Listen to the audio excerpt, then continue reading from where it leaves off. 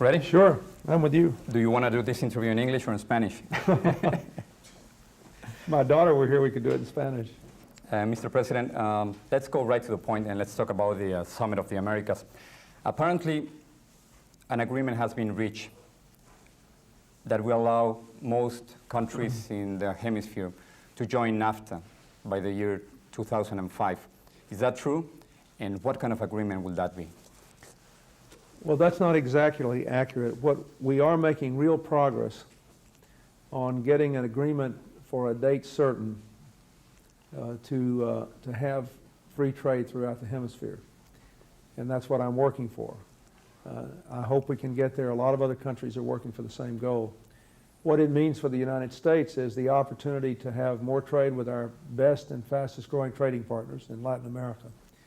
What it means for Latin America is the opportunity to have more access to the American market so that economically we will grow together as we try to promote and reinforce our democracies and as we try to develop responsible policies for sustainable development, the things that you have to do to keep the quality of life going in the environment and fighting crime and many other areas. So we're hoping it'll work, and we're working at it. Are you going to announce in Miami that Chile will be the first country to join NAFTA?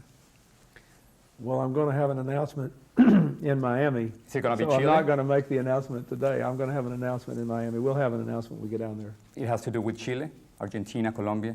I'm going to make the announcement in Miami. I'll do that. I don't want to step on my announcement in Miami. Hundreds of Cuban refugees escaped today from their camps in Panama, injuring 40 American soldiers. And many people believe that you are responsible, or the U.S. government is responsible, because you have not allowed them to come to this country. Is that ever going to change?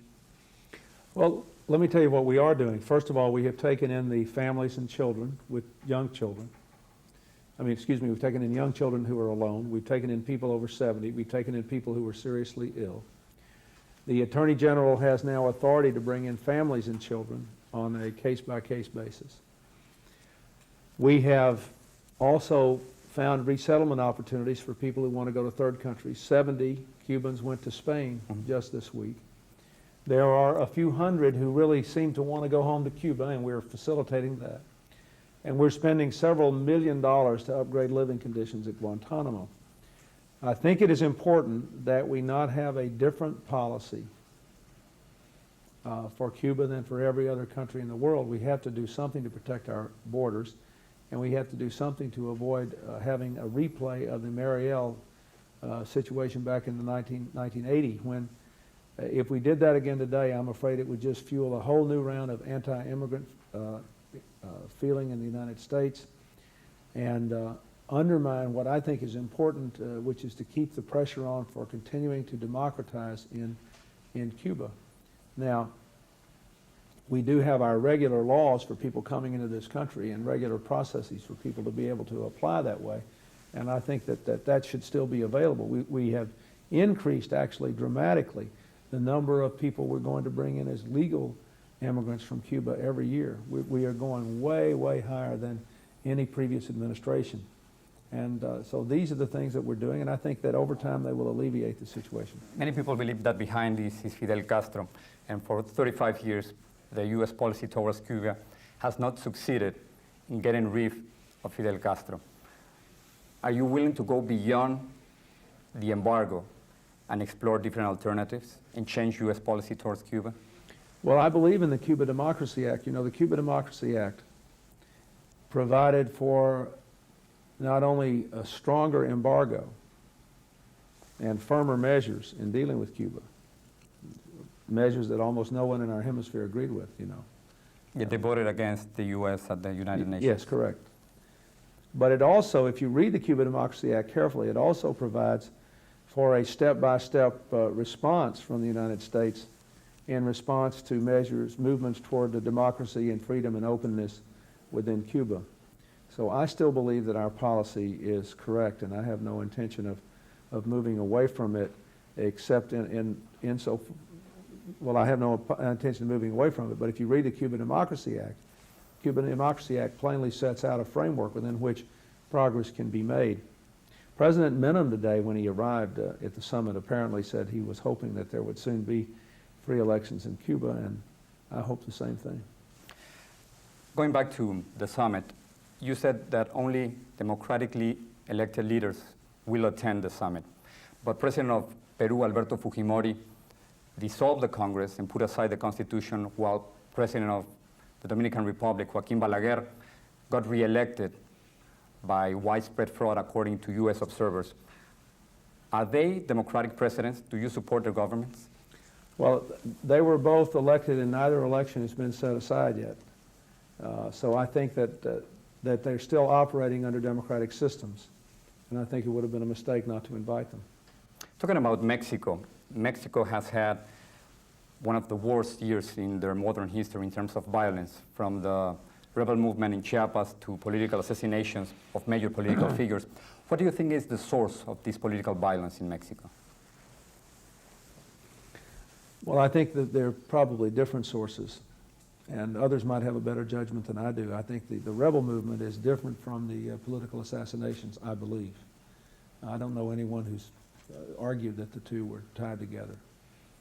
I think the remarkable thing is that Mexico has survived these things so well, that President Zedillo was elected with a very, very large turnout of voters, that everyone believes it was the freest election in Mexican history, that he had two very vigorous opponents who felt free to run against him and to make a strong case, and got a lot of votes. So to me, the most encouraging thing is that Mexican democracy is alive and well. NAFTA is working well. It's benefiting both Mexico and the United States in terms of jobs and incomes. Mexico is like every country, like the United States, that has problems, that has challenges that will have to be addressed. But with all the heartbreak and sadness and difficulty of this last year, the lesson I draw is that Mexico's democracy is getting healthier and more open. And I think they've got a good chance to solve their problems. Changing subjects, Colombia, Bolivia, and Peru are convinced that the real reason behind drug trafficking are consumers in the United States. Do you agree with this? No, only partly. I think obviously that they could grow all they could raise all the coca plants in the world and convert it into cocaine and send it here, and if nobody would use it, there would be no market. I think that's true. But I think it's also true that if there were no cocaine, our country would be better off and there wouldn't be as many drug addicts and other drugs. So I think that the truth is that we both have responsibilities. I worked very hard in the crime bill that we just passed here to get funds directed toward drug prevention, drug education, drug treatment programs that would work to reduce demand in the United States. We have also dramatically strengthened the penalties that we impose on our own citizens, especially for selling or giving drugs to children, to minors. So we are moving as aggressively as we can in this country to deal with Americans and the problems of Americans, both on the demand side and on the supply side, with better treatment, better prevention, better education, and tougher punishment. We have heavy responsibilities here. The United States purchases probably almost 50% of the illegal drugs in the world. So we are a big part of the problem, but we're moving at it. But it's also true that we have to work with the other countries where the problem begins to try to help move farmers out of those crops into other things, and to try to help change the culture in those nations as well. What do you think about the Latin American leaders who were very reluctant to discuss the issue of corruption, as suggested by the president of Venezuela? Do they have something to fear? Well, I hope not. I would say that there are two elements here I would like to address.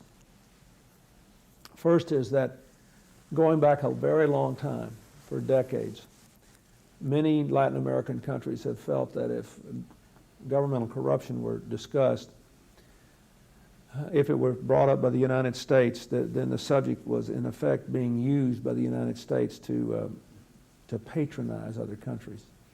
That's why I was so pleased that the issue in this summit was brought up by other countries, because the United States has no interest in doing that. I mean, we've had our own difficulties in this country. We have a very high crime rate. We have a high use of drugs rate. We have a lot of problems in the United States. But this governmental corruption issue, the second point I want to make, is a legitimate issue. It's a problem. And all we want to do, I think any of us should want to do, is to talk about what we can do to help each other in good faith, not to point the finger, but to honestly help each other in good faith to deal with this. Too much corruption can undermine democracy, can undermine the fabric and the strength of democracy. My central goal here is to use the expansion of trade, the strengthening of the environment, the dealing with the drug issue, to deal with all these things to reinforce the movement of democracy throughout the hemisphere. So that's my view of it.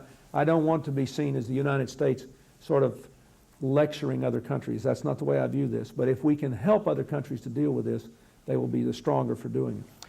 The last question about Latin America, Mr. President. After the American occupation of Haiti, many people fear in Latin America that the U.S. might use the same rationale to invade other countries like Cuba. Do you think that the United States has the right to invade or intervene militarily in Latin America? No. At all, under no circumstances? Well, if the lives of Americans were at risk, if some fundamental American interests were at stake, that's a different thing. But in Haiti, what did we do? In Haiti, we first of all had a United Nations Security Council resolution encouraging us to take action. Secondly, we had a United Nations Security Council resolution which said that if the United States would lead an action to restore democracy in Haiti, we would as quickly as possible turn that action over to the United Nations, which would then stay in place until first parliamentary elections are held, and second, a new president of Haiti is elected late next year and inaugurated in early 1996. So the United States did not go there with any imperialist ambition. We went there only reluctantly. We bent over backwards to avoid killing a single Haitian. We did what we did in Haiti only to restore President Aristide in democracy, and only because there was no other way to do it, and only after we had bent over backwards for 3 years and tried every other single way peaceably to do it. So the democracies of Latin America should actually be encouraged by what we did in Haiti, because we did it with such reluctance, we did it with such peaceable intentions, and we did it only after the United Nations had asked us to take action. Let me finish with a little bit of news. The United States committed 20,000 troops to go to Bosnia. What's the objective? When are they leaving? Well, what we did was we agreed for planning purposes that in the event the United Nations mission in Bosnia would be terminated and the soldiers had to get out and they were in trouble so that they needed protection in getting out, that we would participate in doing that. That is a commitment that the United States has had for some time now. We said that back before I became president, and when President Bush was in office, and the Europeans said that they wanted to take the lead on Bosnia, and we encouraged them to do that, that if they got in trouble and had to get out, we would help them get out. If we were to refuse to be part of a planning process, it would be very damaging to our alliance, our NATO alliance, our United Nations alliance, our friendships with the Europeans, and with the other countries, the brave people from many other countries, including many Muslim countries that are there.